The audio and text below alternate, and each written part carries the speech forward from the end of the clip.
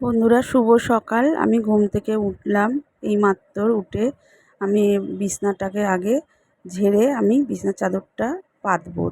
বিছানার চাদরটা আমার কদিন হয়ে গেছে, আমি বিছানার চাদরটা পাল্টে নেবো। তা আজকে কেচে দেবো বিছানার চাদর, বালিশের ওয়ার, আর এই বিছানার চাদরটা আমি পেতে দেবো। তা 1 সপ্তাহ বাদে বাদেই আমি বিছানার চাদরটা পাল্টাই।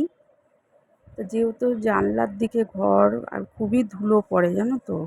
ধুলো পড়ে, মানে নোংরা তো খুব একটা হয় না, কিন্তু ধুলোর জন্যে বেশি আমার ঘরে ধুলোটা পড়ে বলেই নোংরাটা হয়। তাই বিছানার চাদরটা আমি পেতে নিই। পেতে আবার আমার আজকে আবার কাচা বেরিয়েছে, বিছানার চাদর এক্সট্রা বেরালো, বিছানার চাদর, বালিশের ওয়ার। আর আমাদের কাচা তো রোজই থাকেই, সেগুলোও কেচে নেই। তা ঘুম থেকে উঠে আগেই মাথাটা আঁচড়িয়ে নিয়েছি। তোমাদের দাদাভাই গেছে স্নান করতে। ও আমার থেকে অনেক আগে ওঠে, অনেকটাই সকালে ওঠে।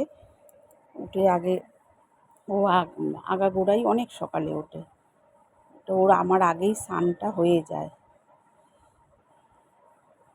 তা ও বাথরুমে ঢুকেছে, তা আমি এবার এই ফাঁকে আমি বিছানার চাদর টাদরগুলো পেতে নিচ্ছি, ঘরটারগুলো ঝাড় দিয়ে নেবো, ঘর মুছে নেবো, আর কাচা রয়েছে, তারপরে কাচতে যাব। তো বিছানার চাদরটা পাততে পাততেই দেখো আমার মনে হয় সন্ধে হয়ে যাবে।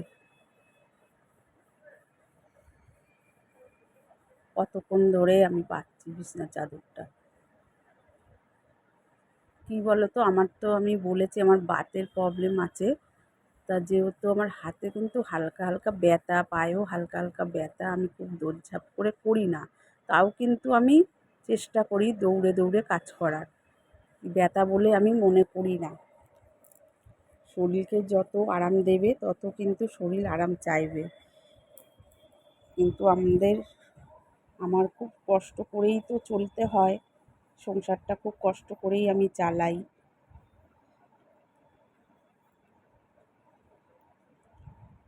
আমাদের শরীরে আরাম দিলে আমাদের চলবে না।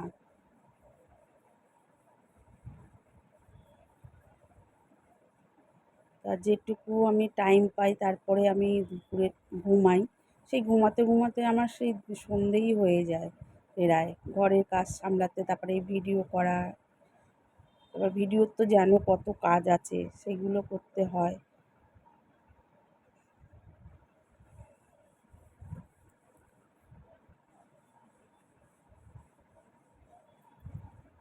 বিছনার চাদরটা আমার আর পাতা হচ্ছে না, দেখো এত টাইম মানে পাচ্ছি আমি। চারিদিকে গুজে গুজে তো বিছানার চাদরটা, এটা কি বলো তো, এটা সুতির না, এটা হলো ভয়েলের বিছানার চাদরটা, যার জন্য চারিদিক দিয়ে আমার গুজে দিতে হচ্ছে। আমি সুতির ভেবেই কিনেছিলাম, তারপরে দেখছি এটা ভয়েল বেরিয়েছে। আর কী হয়, এই বিছানার চাদরগুলো কাচতে কিন্তু সুবিধা, কেননা এগুলো খুবই হালকা। আমার পক্ষে খুবই সুবিধা এই বিছানার চাদরগুলো কাচার। তা বিছানার চাদরটা আমি পেতে নিলাম, এবার আমি ঘর ঝাড় দিয়ে নেব। এবার ভালো করে আমি ঘরটা ঝাড় দিয়ে নিই।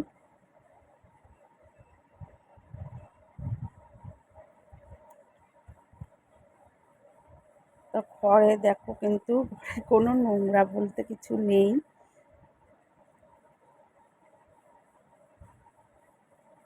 আর আমাদের ওর বাবাও খুব পরিষ্কার রাখে। আমি খাটের তলায় ঢুকতে পারি না, কিন্তু ও ঢুকে সব ঝাড় দেয়, পোঁছে, আমার বড়ও করে দেয়। ও ও খুব পরিষ্কার করে রাখে।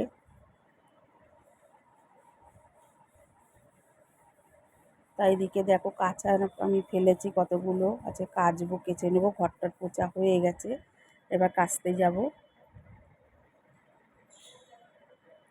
কেচে আসি।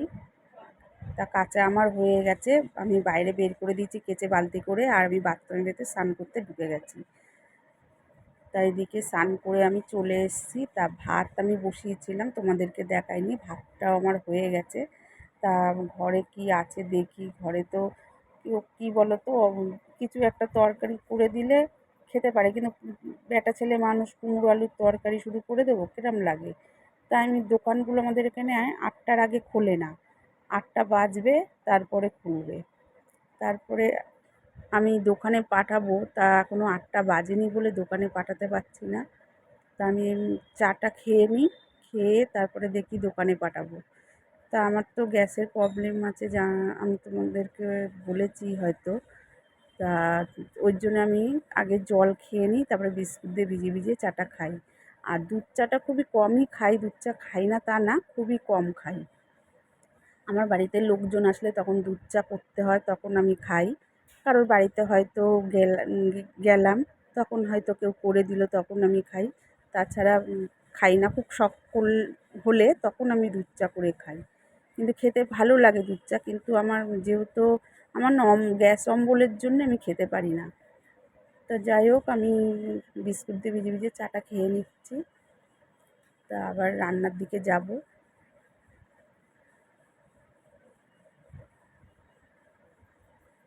তা রান্নার দিকে চলে এসেছি, রান্নাঘরে আমি। তার দোকান থেকে আমি ডিম আনতে পাঠিয়েছিলাম। তো আমি ডিমগুলো সিদ্ধ বসিয়ে দিলাম। আর এই গামলিটা না, আমি একদিন ডাল বসিয়েছিলাম, ডাল পুড়ে পুরো একদম মানে ধোঁয়া উঠে গেছিলো, কালো হয়ে গেছে। আর এদিকে দেখো সবজি কিন্তু ঘরে আছে। তা এদিকে আমি পেঁয়াজ টমেটোটা কেটে নিলাম, ছোটো একটা টমেটো ছিল। আর এর মধ্যে আদা দেবো আমি, একটু রসুন দেবো, দিয়ে আমি মিক্সিতে দেবো, দিয়ে ডিমের ঝোল করে দেবো।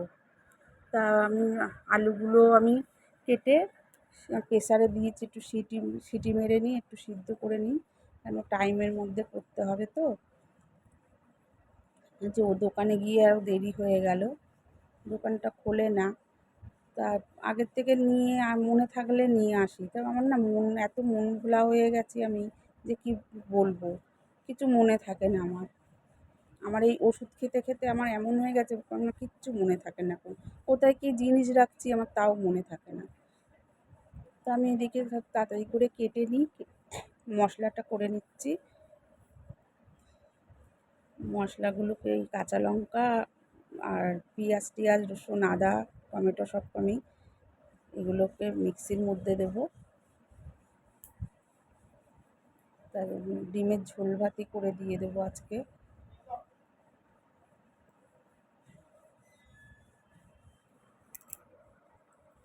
এই দেখো কেটে নিয়েছি আমি, এগুলো সব মিক্সির মধ্যে পড়বে। আর এদিকে ডিম আমি সিদ্ধ করা হয়ে গেছে, ছাড়িয়ে নিয়েছিলাম, নুন হলুদ দিয়ে ভাজা বসিয়ে দিয়েছি। আর এদিকে আলুটা দেখো আমি ভাপ দিয়ে নিয়েছি, একটু সিটি মেরে নিয়েছিলাম, তবে আলুটা একটু ভাজা করে নিচ্ছি।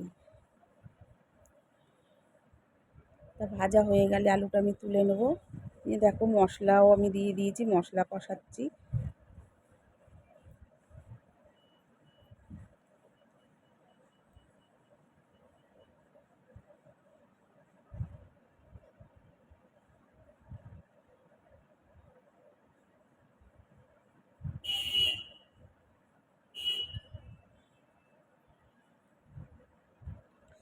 তা মশলাটা আমার কষানো হয়েই এসছে প্রায়।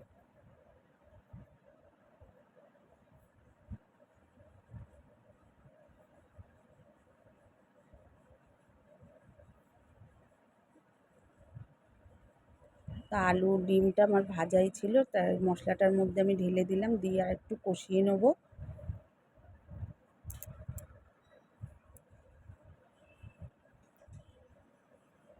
আর একটা ডিম জানো তো ফেটে গেছে, ডিমটা ফেটে গেছে, ভাজতে গেছি আরও দেখি মানে খুলে খুলে যাচ্ছে ডিমটা, মানে কুসুমটা বেরিয়ে গেছে। তা সেই ডিমটা তুলে আমি রেখে দিয়েছি, এর মধ্যে দিলে তো ঘেটে যাবে। একটা না একটা ডিম জানো তো ফেটেই যাবে। তো এবার আমি জল দিয়ে দেবো, কষানো হয়ে গেছে দেখো, ভালো করে কষিয়ে নিলাম।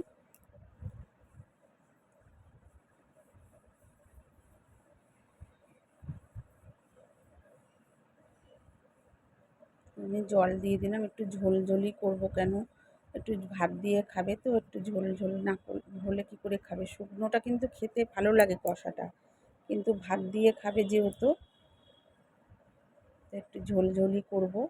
তাই এদিকে আমি ওর বাবাকে টিফিন দিয়ে দেবো। তা টিফিন পাঠিয়ে দেখো এইটা বের করেছে, আর একটা বের করেছে, ঘরে রাখাই ছিল। তো এটার মধ্যে ভাত দিয়ে দেবো। আমি আজকে একটু বেশি করেই দিচ্ছি, আমাকে হয়তো আজকে বকা দেবে। পরে খেতে গেলে বুঝতে পারবে যে এত ভাত দিয়েছো কেন আমাকে, কিন্তু ওর কাছে তাই অনেক ভাত হয়ে যাবে বলে। তো একটু বেশি করে দিলাম। এইদিকে দেখো ডিমের ঝোল আমি নামিয়ে